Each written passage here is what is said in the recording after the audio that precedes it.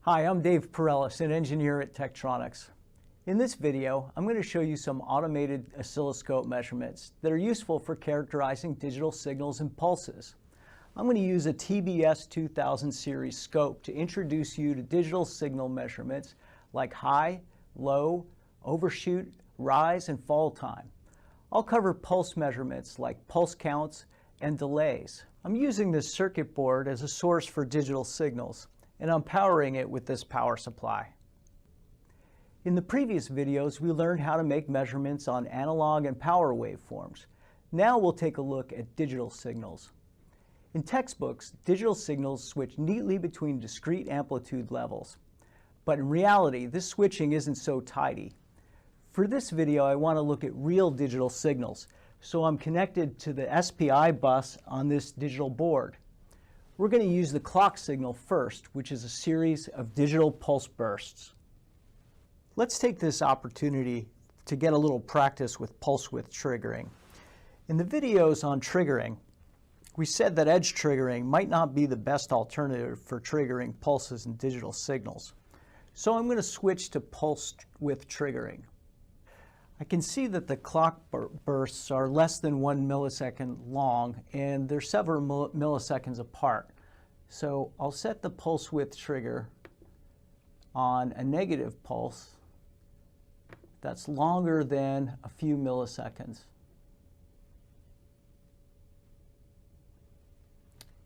And let's take a closer look at one of these pulses. Let's select some amplitude measurements so that we can see the difference between them.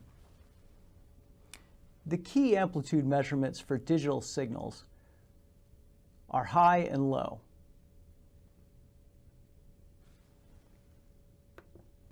Amplitude is related to high and low, so I'll turn this one on last. And to help you understand some of the differences between the amplitude measurements, I'm also going to turn on max, min, and peak to peak. Now let's take a look at them. We learned in an earlier video that max and min are the absolute highest and lowest points in the waveform. For digital signals like these, this includes any overshoot or undershoot. The max in this case is 5.3 volts. The min is about minus 100 millivolts. So the peak to peak, which is the difference between those, is close to 6 volts. The high, on the other hand, is about 5 volts, and the low is 0 volts. The difference between those two measurements is called amplitude, and we see that that's running at about 5 volts. Notice that the high measurement at 5 volts is different from the max measurement, which is closer to 6 volts. The big difference between those two measurements is this overshoot right here. We can use automated measurements to quantify overshoot.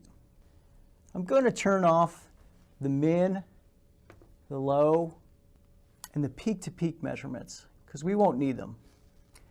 I'm going to turn on the positive overshoot measurement. It's down here at the bottom.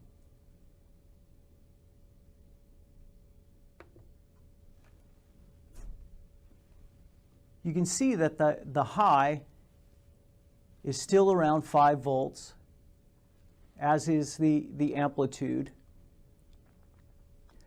The positive overshoot is nearly 20%. And that 20% is a percentage of the 5 volt amplitude. So we have about 1 volt overshoot on a 5 volt amplitude gives you 20% overshoot. The negative overshoot measurement uses the same technique, but it's determined relative to the low level. In general, the faster a signal transitions between levels, the more likely it is to overshoot. That brings us to our next measurement, rise time. I'll turn on the rise time measurement. And I'll speed it up a little bit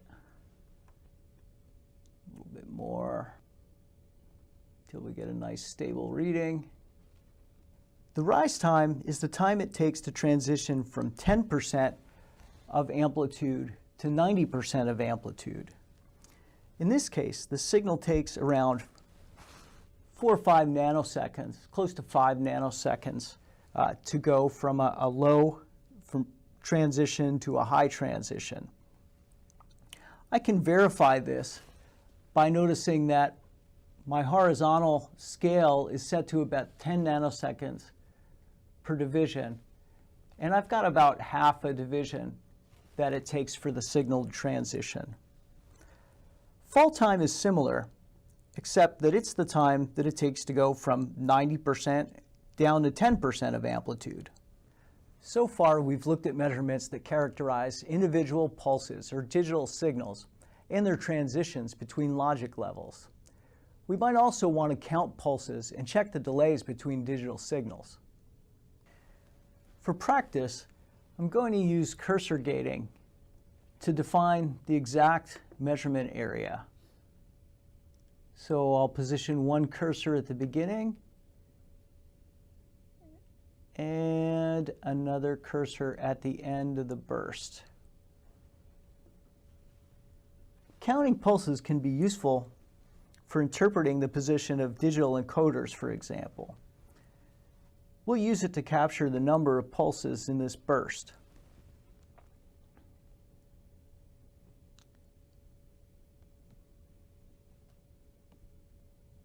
Okay, we'll measure the positive pulses. I'll also turn on positive edges and negative edges. We'll count those as well.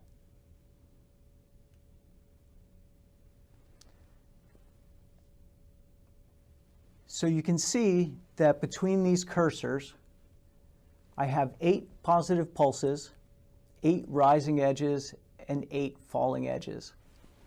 Now, in this example, it's pretty easy. We can count 1, 2, 3, 4, 5, 6, 7, 8 pulses.